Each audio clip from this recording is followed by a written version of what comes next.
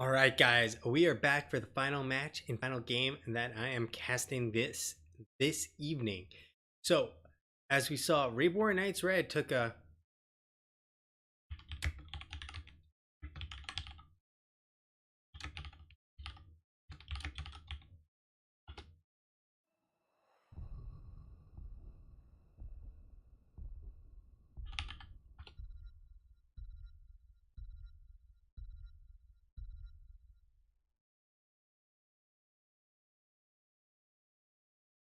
so just a temporary screw up. We'll be back into the game in a second. So, hopefully, you've enjoyed the first match. Reborn Knights Red showing uh, quite a strong performance overall. Uh, I don't know how I felt about sOaK LaNe's draft. Like I said, the draft had some holes in it, and well,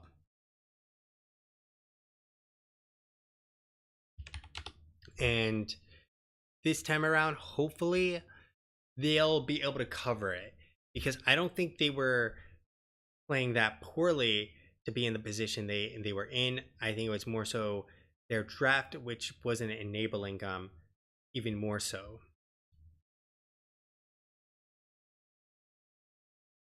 Because what you often see are people picking Thrall, but you'll have a triple front line. And that was not a triple front line, that was a double front line of a non tank, a tank.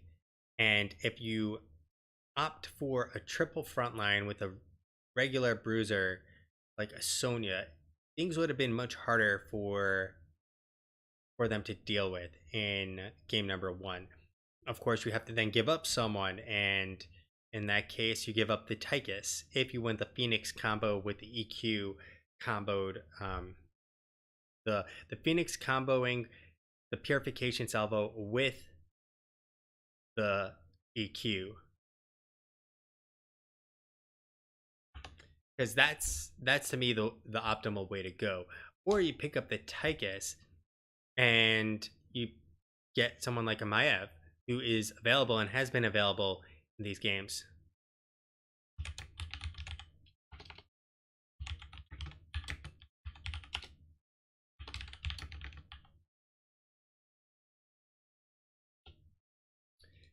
And so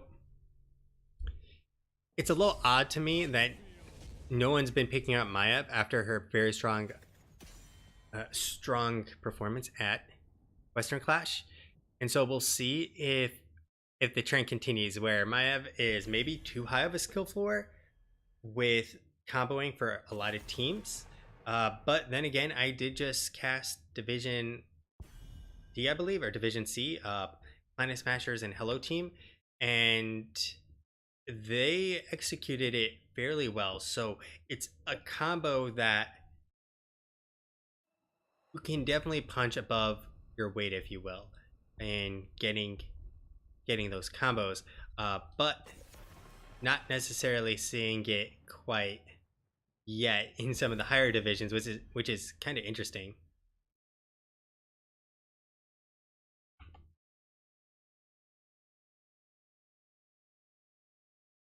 So jumping into the draft,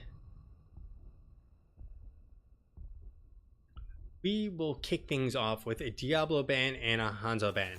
I feel like Hanzo, even though he's been nerfed and not regularly picked, Battlefield of Eternity, if any map is that and Cursed Hollow are still the maps to think about picking Hanzo. If not, just locking him in ASAP. So Deckard will be banned out as well by Reborn Knights, which is going to reduce the support pool significantly of top tier supports. And a little bit of a respect band here.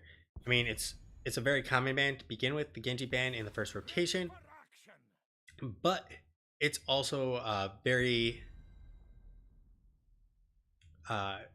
very much a respect band after that last game ending fight. So Muradin as a first pick, very interesting. I don't know if it's very worthy of a first pick, but they're trying to lock down the tanks ASAP, I'm assuming. they're going to try and ban out another tank. The next go around, Artanis being picked up for the race, and Raynor, who's going to fill them all full of daylight and give them some pepper.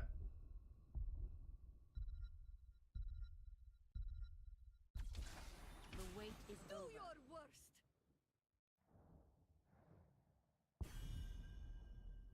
So, Yrel coming back into the thick of things with Cassia in tow. So this is going to be very potent, the Cassia. And because they already knew there was a Cassia player, it begs the question of they must have hated the Genji more than the Cassia. And in this case, they're willing to still pick heroes that are weak to Cassia, which is both Artanis and Raynor.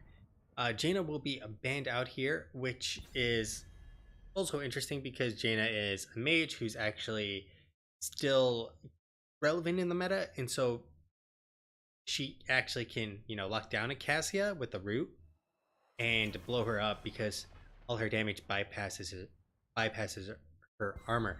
But at this point, we have a lot of lockdown supports in the bans. No Deckard, no Alexstrasza. This is going to be a sToaK sort of game and a Malfurion sort of game, and that's what I'm expecting. Now, I think sToaK is the pick here, and the reason for sOaK every lane, the reason I say that is, there we go. The reason I say that is Yrel can pop Ardent Defender and overstays, and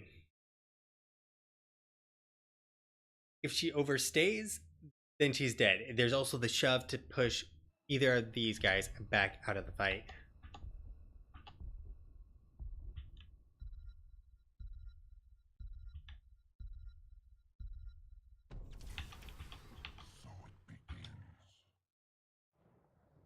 And we're going to see Lily here. The additional blinds comboing with Cassia. I wish they actually went Johanna in that case, largely because of the fact that at that point they would have a lot of blinds and it would be even scarier for them to face. Finally, the Asmodin, I don't actually like him that much on Battlefield of Eternity. Their race potential is very bad, so they're going to have to play defense. Their defense is going to be okay. And finally, we're going to see the ETC. And not to forget, there is also the Nazeebo. I don't really like the ETC because there's no way he is going to get... Well, there is a way for him to actually get it, but you can pick up Valkyrie to actually interrupt ETC. Yrel, unfortunately, I don't believe she has the range for it. She could, at level 20, get Seraphim if the game goes that far, and then knock him away. Muradin can still hammer. And so the ETC pick isn't very strong, I feel like. Yes, you have the slide, but you also have a pretty low HP pool. And against their sustain, I'm not sure it's going to be enough.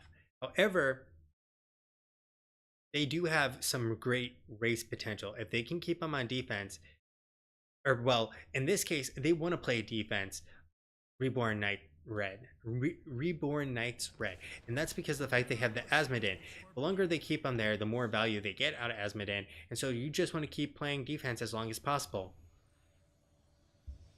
Jumping into the game, we got Hammerhead on the Artanis. Philip K on the ETC, Gam 13 on the Raynor, Strogs on the sToaK, and Tornado on that Nazeebo, and that'll be sOaK every lane. On the other side, we got Arcane Ninja on that Yrel, Stamop on the Cassia. Got Danebo once again on the Muradin, Rise once again on Asmodin, and finally we got Stock on the Lily, and that is going to be Reborn Knights Red. Cassia a little too far forward. There comes a silence, and a Danebo coming on in hot with his Stormbolt, which will not connect.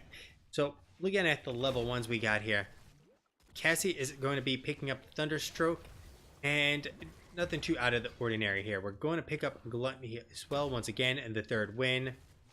Rod's Insight, and free drinks. Other side, we got the Pandemic, Ace in the Hole, Amateur Opponent, Prog Rock, and Bedded Touch.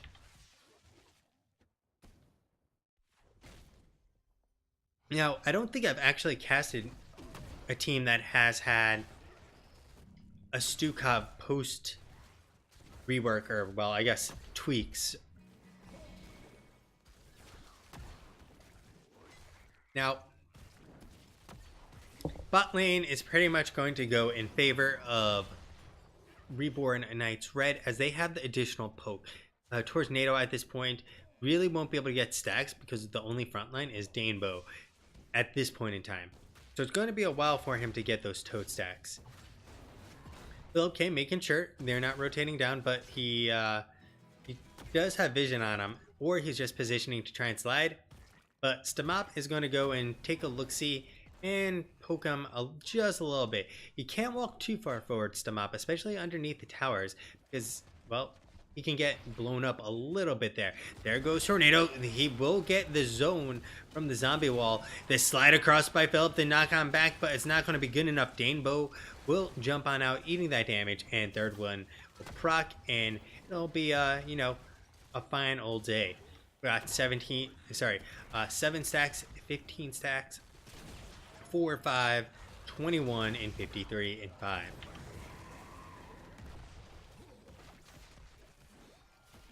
Now, once Thunderstroke is complete, there's going to be significant damage ramp up by Cassia as well. Not to even include the fact that the blind is going to reduce the damage output of sOaK every lane quite a significant degree. Top lane still being won in general by Arcane Ninja. He's already taken down the front wall, about to take down a tower, and Yrel being a dominant bully, as you can see. Just jumping on people's heads like she was smashing some Goombas. Now, rotating on up Philip K, but Arcane Ninja will hop on over and avoid this slide and knockback. So now they will be able to go and race and play defense simultaneously. Stomop coming on in with the Fen. The dunk is going to hit too, but Ninja is rather low. Ninja not wanting to repeat the mistakes of game number 1 and overstaying, thinking that she has Ardent Defender already to go. And remember, like I said, they have to respond. We have the top being pushed in. We have the ability to D it with Asmodee, and they will rotate on up. But they are all rather low on mana, other than Stock and Danebo.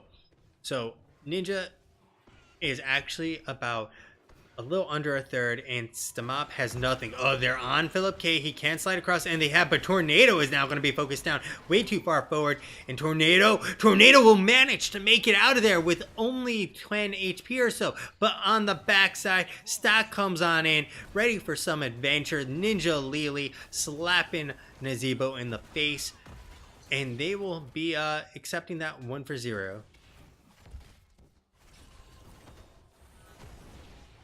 So, Stomop going on back to go and get some more mana. Ninja needs that mana as well. And now that halftime has come, and this is the time to hearth and get on back and or tap.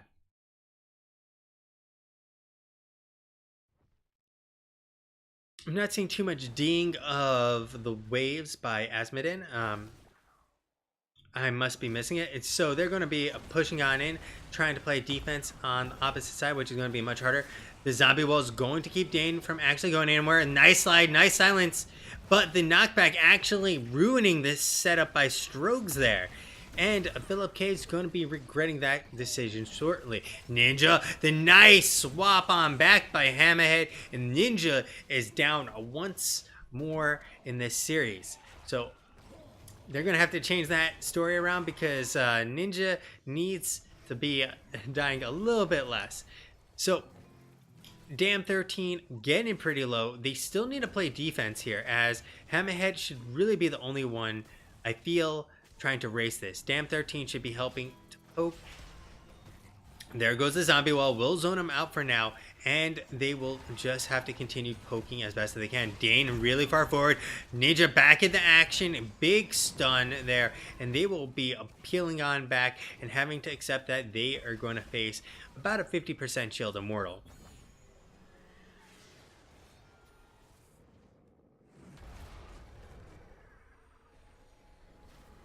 So sevens are in tow.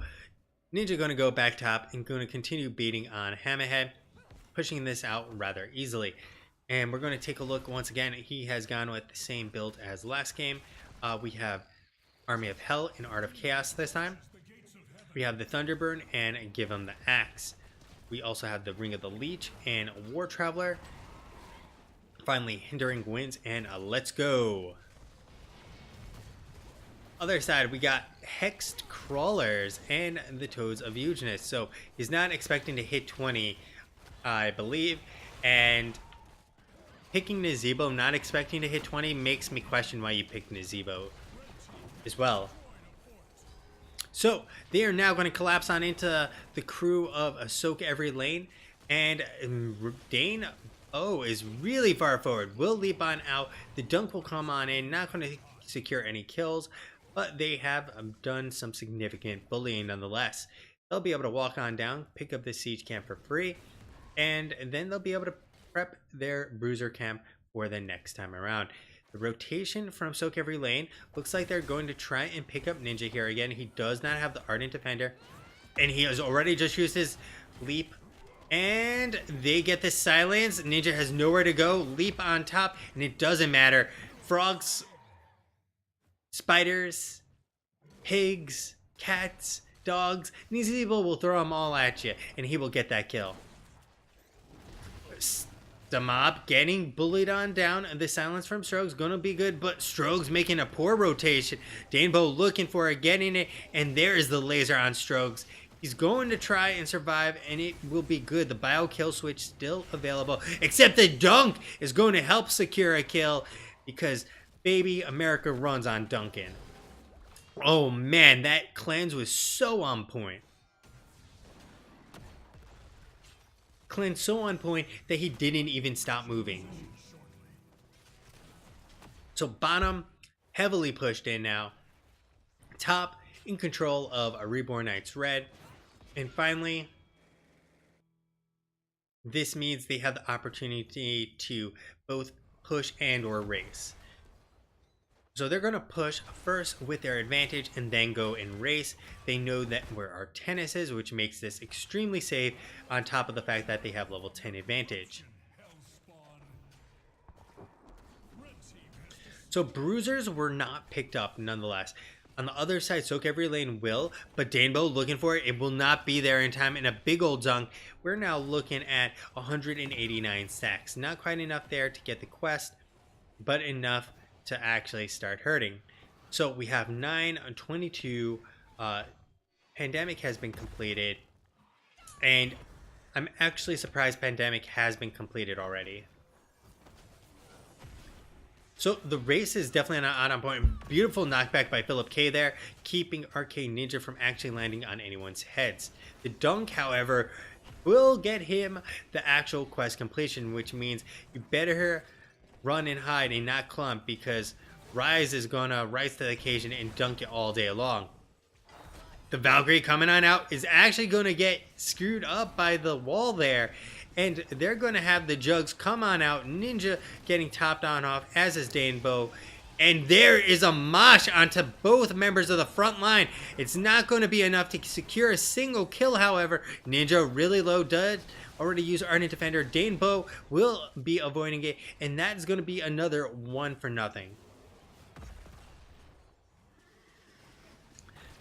So they didn't interrupt the mosh. Valkyrie was down, and they went, oh my god, that Fend with that Asmodin dunk.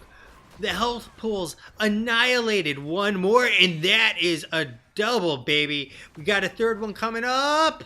Almost, but stem up.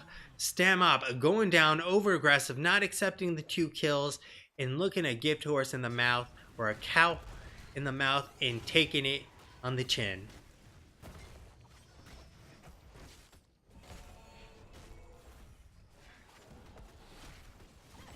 Philip K all alone here. This is very, very dangerous to be. Arcane Ninja jumping on in, going to knock him and rock him like robots. Arcane Ninja leap on out, the toss back onto Danebo. Nice swap from Hammerhead, but he will be leaping. The fetid touch though, the weighted postural, and it'll be good. They will get their first kill in this fight. And RK stock next up on the list, the silence zoning him from running down, and that is 2 members dead of Reborn Knights Red now, but the dunk in tow, and they'll have to be very careful so they don't take insane amount of AoE damage. The slide, the swap, Arcane Ninja locked into the silence, beautifully done by Philip K and Hammerhead, because Strokes was definitely not setting up for that play. He was just racing.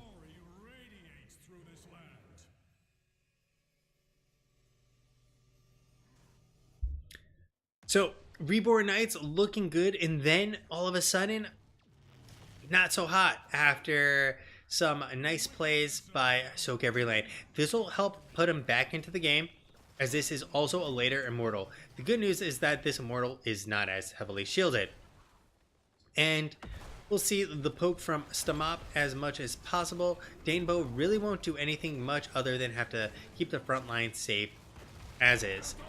The beautiful shove coming out from Strogs will toss Danebo back, and a nice stun keeping Philip K from actually using that mosh immediately. So 1 fort down, top is evened up for the most part, and Immortal is about 50% HP at this point. Danebo needs to be careful. Arcane Ninja coming in really deep. They do have given some pepper onto Ninja, and they'll have to call this a day. A big dunk though, and they'll be able to fight this out. The shove is not going to actually put Ninja in a very bad position, and they are getting dunked out of their minds. Ninja looking for the catch here, will get it with that extra speed. The slide, the Valkyrie not going to actually do anything. We have Mosh Pit still available. Strokes getting really low here, will get the healing out onto everyone. Bio kill switch available, will pop and looking good so far. Philip K not going to be looking so good. Ninja won't be either, and it'll be a 1-for-1 trade. Stamop is still looking for it, and Danebo coming on in hot, going to miss that Storm Bolt, but Tornado, the Ice Block coming on out, the poison, but the dunk is good.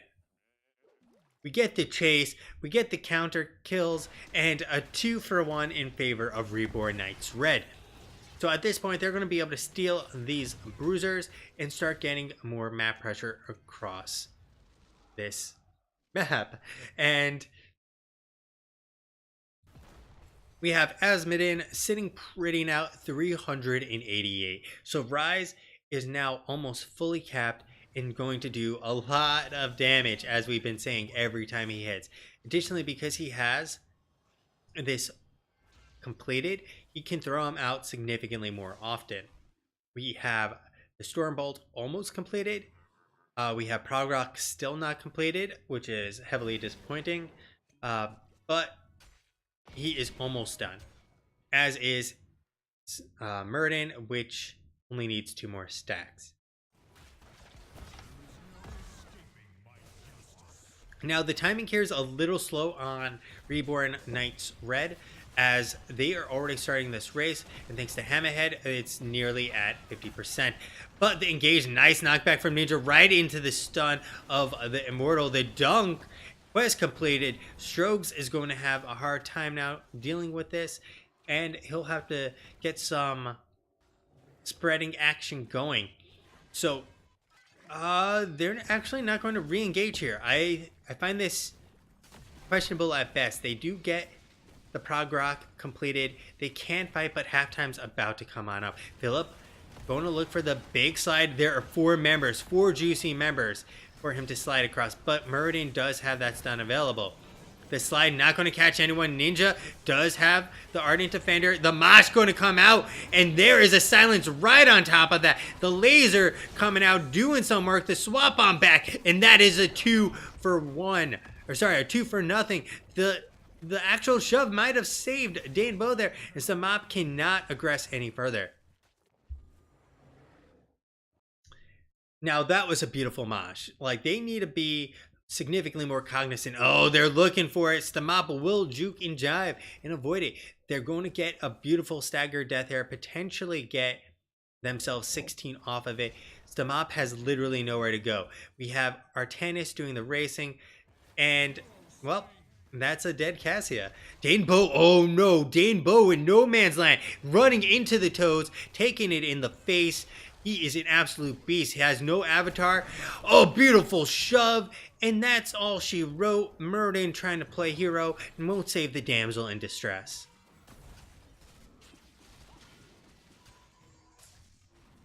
So Reborn Knights keep making some critical mistakes in these fights. Clumping up. They have Valkyrie available to interrupt. Not getting it off. The silence on top of the mosh looking really good. So I was saying, I don't know how I feel about ETC and I don't really like it. But Philip K proven me wrong handedly here between the moshes and the kills that it sets up.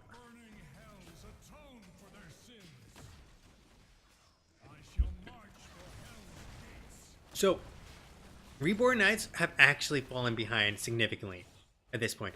A fully stacked Asmodin is not carrying them at this point. Nothing will. Like, basically, Asmodin's getting worse as the game goes on now. That's because of the fact that they're surviving without a problem, and he's not scaling anymore in terms of quest scaling. So front wall will go down here in a very short manner, and we do have every heroic available once again. If they can catch someone out like that, they're going to be able to get themselves a key potentially. The unstoppable comes out a little too late. The dunk does a ton of damage. Oh no. Valkyrie going to come out as well. Not going to catch Raynor, but Raynor is now fully healed on out, and they have been debated to knock on back into Asmodin, and they will be backing off as is right now. They have the man advantage and will have to accept their one kill. They're actually staying here. This is kind of crazy. Look at the top wave that's pushing in. They need to either get this keep now or back off. Murden is up in 9 seconds, and they are just getting dunked over and over and over again. And they need to keep spreading. You can see how close they are. They're trying to spread the healing, but they're also taking it on the chin. On the top lane, look at the value this is getting.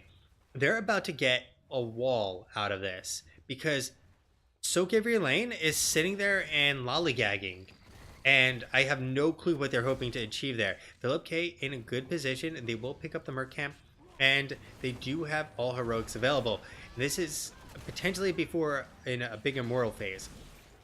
Philip K trying to peel for Ninja. A shove will do the job, and a Rainbow or Danebo still on the chase. We got the laser on a stomop. The swap will not land, but a nice, beautiful stun. We got the Ardent Evander, the Mosh Pit coming on out. The Valkyrie will interrupt it, but it is a little bit slow. The Valkyrie Ninja will survive by leaping over that wall. The Avatar has been used. The shove coming back in, and Hammerhead and Strokes are rather low. The root in place with this silence will take down Murden.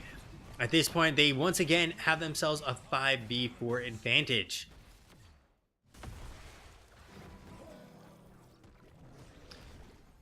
Top wall still standing other than one tower going down. They just full race this. They take this immortal full shield and they end the game.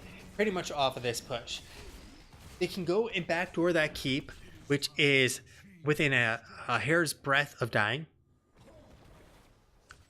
And really, they have nothing to worry about. 10 more seconds. It's going to be a pretty good defense still. But it's silenced the root, the slide, beautiful cleanse from stock, the swap on back. But Hammerhead's actually in a worse position due to that. Getting on stunned out by that. The Valkyrie is going to pull one back. It's going to be Raynor. But Raynor is actually fairly healthy. And the silence and Jugs comes out a little too late to save the day. And Jugs is still being held for no reason. Okay, so Jugs have been ended. And yeah, Jugs stayed up for the entirety of that when it was 100% not needed. You can end it early too. The slide from Philip K. They're looking for more.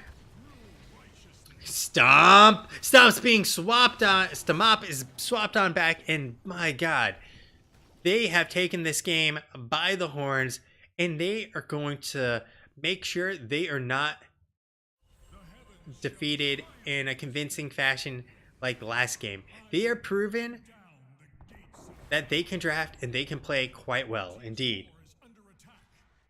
At this point, Core is about to go down. There's pretty much nothing they can do.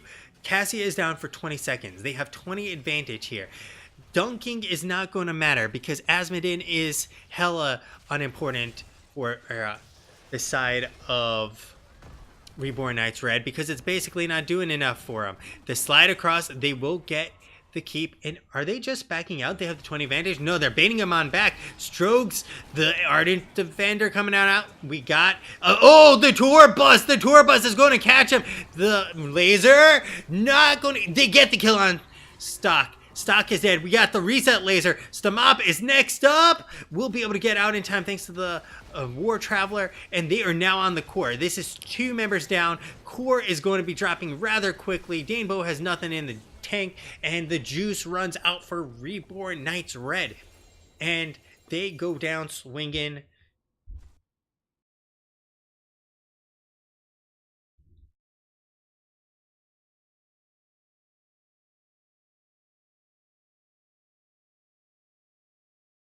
Wow, that game was insane. You can see what I was talking about. Ultimately, Asmodin did 99k damage. Stomop did 113k damage.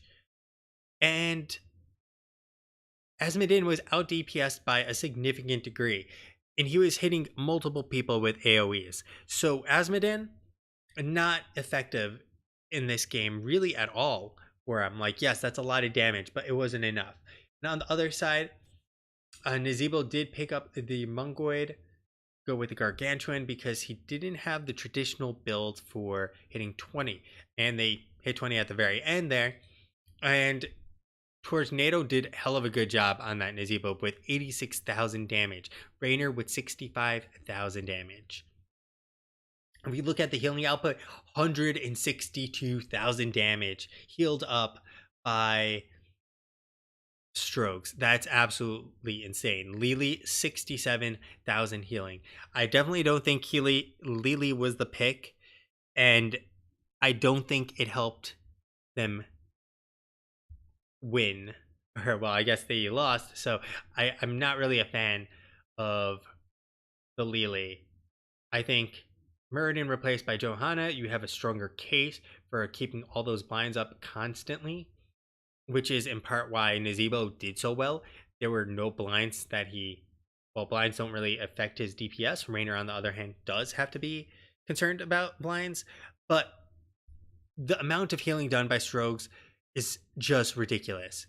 If we look at tanking done, 113.6k, 102.6k, and then on the flip side, 97k and 79k. Now, it's pretty crazy when you look at that. These numbers are insanely high in general.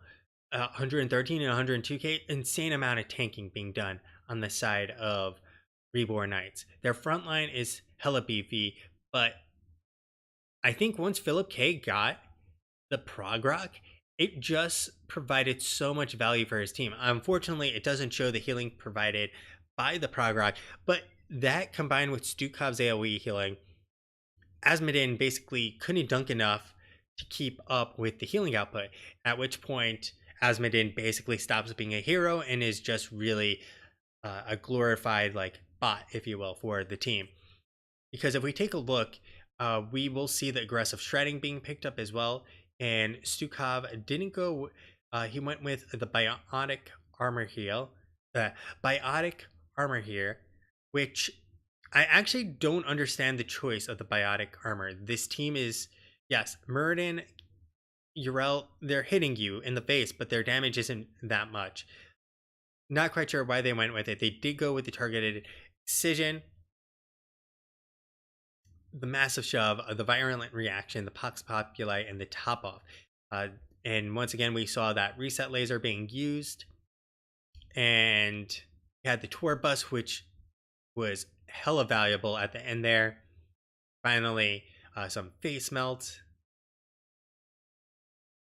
Taking a look at the rest, we had the triple strike and the Titan killer against both of these heroes. With the double frontline and Asmodin, it's essentially triple value since there's so many people you can hit to do the percent HP damage on. That's going to be very high. And finally,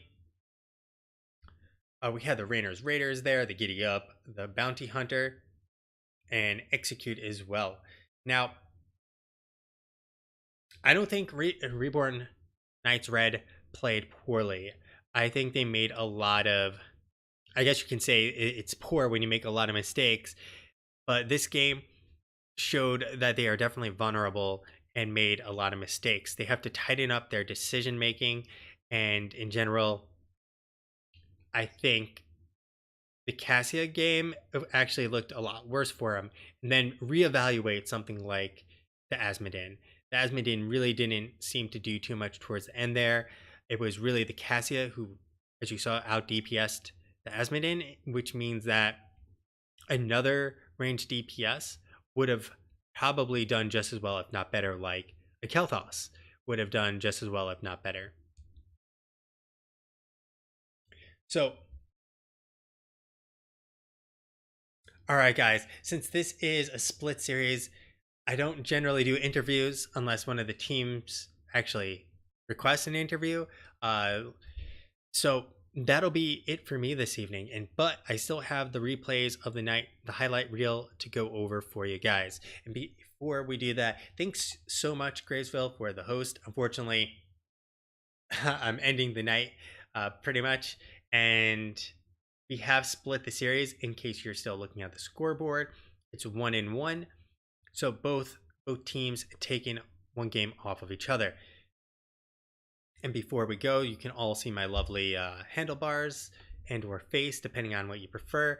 And just want to point out, you can follow me on Twitter, and you can go to my YouTube for VODs